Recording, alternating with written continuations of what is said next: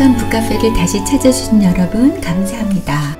지난 시간에 우리는 시몬의 잔치에 초대되신 예수님과 불청객으로 들어온 창녀의 만남에 대해 알아보았어요. 우리가 바로 그 사람들이다. 이 전 시간 이야기 속에서 당신은 누구고 싶으신가요? 시몬이신가요? 창녀신가요? 사실 가장 중요한 질문은 우리가 누구와 가장 닮았는가가 아니라 우리가 누구와 가장 닮고 싶은가 라는 것이래요. 당신 마음대로 선택할 수 있다면 돈과 권력을 갖고 모두의 존경을 받는 종교 지도자나 대궐처럼 의리의리한 집에서 날마다 진수성찬을 즐기는 사람이 되고 싶으신가요? 아니면 사회에서는 천대를 받지만 예수님께는 사랑과 은혜를 받는 사람이 되기를 선택하실 건가요? 이것은 정말 까다로운 질문이죠? 왜냐하면 우리는 대부분 둘 다를 원하기 때문이에요. 특히 예수님을 믿은 지 꽤 오래된 사람이라면 선택 하나를 고르지 못하죠. 쉽게 말해 우리는 깨어지지 않고도 온전해지기를 원하니까요. 우리들 중에는 자기 실체를 남들보다 잘 감추는 사람들이 있지만 허울을 벗겨보면 역시나 깨어져 있어요. 누가복음 7장에서 이 여인의 깨어짐은 고통스러울 정도로 훤히 드러났었죠. 초대받지 않은 연회장 한복판에서 바닥에 쓰러진 채 흐느껴 우는 여인. 하지만 시몬은 어땠나요? 인생의 처음 12년간 성경의 처음 12권을 외우며 살아온 바리새인. 15살 때 그는 구약 전체를 줄줄 외웠어요. 이는 메시아에 관한 300개에 달하는 예언을 토씨 하나 틀리지 않고 암송할 줄 알았다는 뜻이죠. 그런데도 마침내 그 메시아를 코앞에서 보게 되었을 때 그는 어떻게 행동했나요? 시몬은 예수님을 불청객처럼 대했어요. 그렇게 그도 깨어져 있었죠. 아니, 그야말로 진정 깨어져 있었죠. 자신의 심각한 상태를 모르는 것이야말로 진정으로 깨어진 게 아니고 무엇이겠어요? 이 이야기에서 깨어진 여인은 선함과 완벽함을 알아봤어요. 하지만 깨어진 남자는 그렇게 하지 못했고 자신이 눈뜬 장님이라는 사실도 깨닫지 못했죠. 자신의 깨어짐을 보지 못할수록 사실은 더 깨어진 것이에요.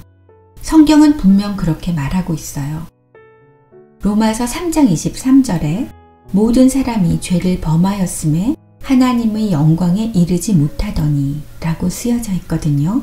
따라서 진짜 문제는 당신이 자기가 깨어져 있다는 사실을 깨닫고 인정하느냐 아니냐 하는 것이에요. 우리 모두는 이미 깨어져 있죠. 우리가 바로 그 사람들이다. 우리는 한 번의 임금체불, 한 번의 이혼, 한 명의 마약 중독자 자녀, 한 번의 정신병, 한 번의 중병, 한 번의 성폭력, 한 번의 폭음, 한 번의 성병, 한 번의 불륜이면 그런 사람들이 될 수 있다. 우리가 믿지 못하는 사람들, 우리가 경멸하는 사람들, 우리가 자녀들에게 어울리지 말라고 신신당부하는 사람들, 천벌을 받아 마땅한 사람들, 절대 이웃으로 두고 싶지 않은 그런 사람들 말이다. 우리도 얼마든지 그런 사람이 될 수 있다. 우리가 바로 그런 사람들이에요. 남들의 상처를 나 몰라라 하고 교회 가는 길에 차 안에서 서로에게 고함을 지르다가 도착해서는 아무 일도 없었다는데도 활짝 웃으며 차에서 내리고 규칙을 만들어 지키기만 하면 하나님의 사랑을 더 많이 받을 수 있다고 착각하는 사람들 말이에요. 우리는 바로 번듯한 삶의 외양을 유지하기 위해 빚의 구렁텅이에 빠지고 우리와 다른 사람을 구별하고 차별하고 꼼수를 부리고 포르노에 중독된 사람들이죠. 그러면서도 남들보다 잘 사는 척하기 위해 밤낮 없이 소셜미디어에 매달리는 사람들이요. 현대사회는 허상에 빠져 사는 사람, 고통을 감추는 전문가, 약물 남용자, 맹목적으로 유행을 좇는 사람, 외로운 사람으로 가득해요. 깨어짐에 대한 유일한 해법은 자신의 깨어짐을 인정하는 것이죠. 해결책은 자기 심령이 완전히 파산해서 아무것도 내놓을 게 없음을 전적으로 인정하는 것이에요. 예수님은 우리에게 제시하신 유일한 희망이 바로 깨어짐을 인정하는 것이라고 말씀하셨어요. 버리지 않고 다시 빚으시는 분. 우리 모두는 멀쩡하지 않아요. 우리는 자선단체에서 걷어가는 옷처럼 양호한 중고품 수준이 아니고 볼성사납게 찢어진 자들이에요. 깨어진 세상을 활보하는 깨어진 존재들이죠. 좋은 소식은 하나님이 깨어진 것을 온전하게 회복시켜 주신다는 것이에요. 하나님은 아무도 거들떠보지 않는 폐품으로 그분만이 하실 수 있는 작업을 하세요. 깨어진 것을 아름답게 고치는 걸 즐기시거든요. 깨어짐이란 책에서 윌리엄 맥도날드는 물질 세상에서는 깨어진 것이 가치를 잃는다고 말했어요. 유리컵이든 접시든 깨어진 건 버려지죠. 흠집이 나면 그것으로 끝이에요. 하지만 영적 세계에서는 깨어진 것이 귀해요. 깨어진 사람들은 하나님의 아름다우심과 능력을 드러내죠. 한 번은 하나님이 예레미야 선지자를 토기장의 집으로 보내 다음 지시를 기다리게 하셨어요. 예레미야가 그곳에 도착해 보니 토기장이가 부지런히 농로를 돌려 그릇을 빚고 있었죠. 그런데 그만 실수로 그릇이 터지고 말았어요. 하지만 토기장이는 개의치 않고 진흙을 다시 주물러 자기 의견에 좋은 대로 만들기 시작했어요. 그때 하나님 말씀이 찾아왔어요. 이스라엘 족속아, 이 토기장이가 하는 것 같이 내가 능히 너희에게 행하지 못하겠느냐? 이스라엘 족속아, 진흙이 토기장이 손에 있음같이 너희가 내 손에 있느니라. 망가진 토기를 버리지 않고 다시 농로를 돌리시는 토기장이 하나님. 이 얼마나 아름다운 이미지인가요? 토기장이는 자기 의견에 좋은 대로 또 다른 그릇을 만들었어요. 같은 진흙이지만 완전히 새로운 그릇이 되죠. 망가진 진흙 한 덩이가 예술로 승화되는 순간이에요.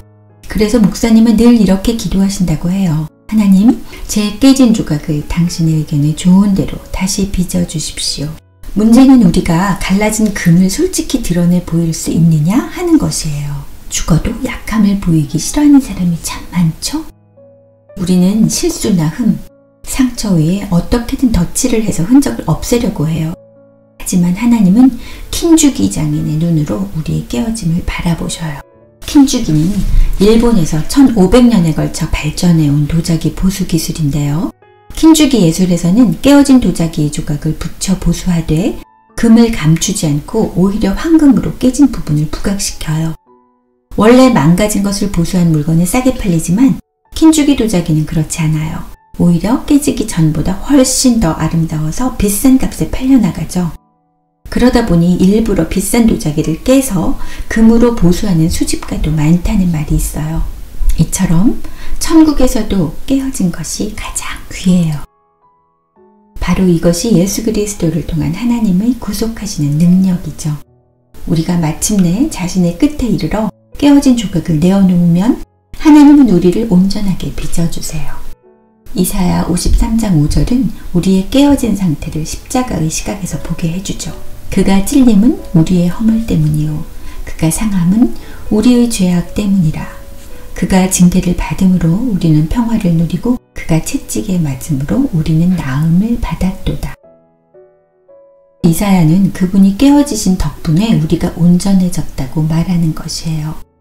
우리가 자신의 목적을 이루고 하나님께 쓰임을 받기 위해서는 온전해져야 하죠. 이렇게 먼저 우리 안에서 역사하시고 나서 우리를 통해 역사하시는 게 바로 예수님의 방식이에요. 자, 깨어진 자들의 연주를 시작해 볼까요?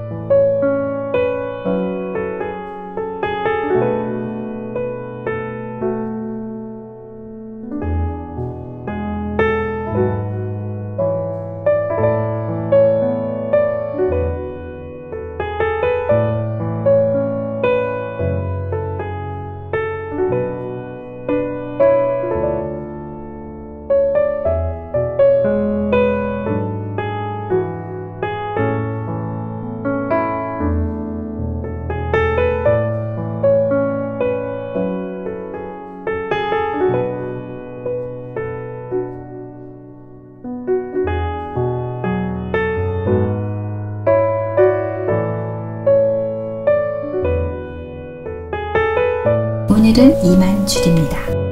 다음 시간 챕터 2 울어 마땅한 일에는 울어야 한다. 또 많이 기대해 주시고 다시 만날 때까지 건강하고 행복하세요.